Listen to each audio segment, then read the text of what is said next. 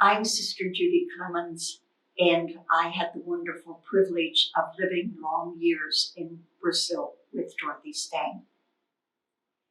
As we celebrate Sister Dorothy Stang's life and legacy on this 19th anniversary of her martyrdom, I'd like to lift up for us today the connection between Pope Francis, Dorothy, and young people today. You know, many times I say that way before Pope Francis' wonderful writings in Laudato Si and later in Laudato Deum, words like integral ecology, our common home, were part of what Dorothy lived all of the years that she actually was on this land. It's great inspiration for those of us who had the privilege of living with her. And it's also inspiration for young people today. I'd like to cite two different instances of good news in my life. The first is a practice of the curriculum at Mount Notre Dame High School, where junior students, young women, read together the book by Michelle Murdoch, A Journey of Courage.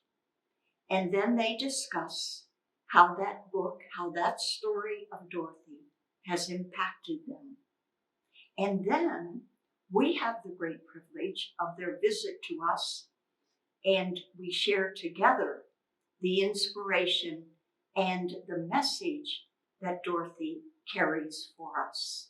These examples have been proven to be catalysts in the lives of some of these wonderful young women, where they have gone on to create projects that care for the earth. Some have gone on to further study in environment and justice in our world. Then there's the story of a young woman who was a student at Notre Dame University. A few years ago, she contacted us for information about Dorothy to write her paper for her class. So I asked her if she was willing to share her paper with us when she had finished. And indeed, she did. She explains the story of Dorothy and how it is important for young people today. And more important also, as she saw it, was encouraging Pope Francis to canonize Dorothy, because she felt that young people today need saints of today in their lives. She said, ordinary people who find wonderful ways to reach out to care for creation.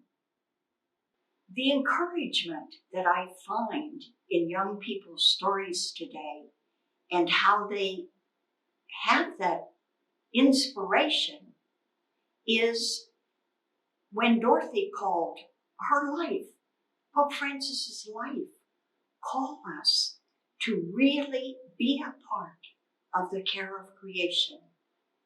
It depends on all of us, and whatever we do, guided by Laudato Si, guided by Laudate Deum, guided by Dorothy's life, or the lives of young people today who are the hope for the future.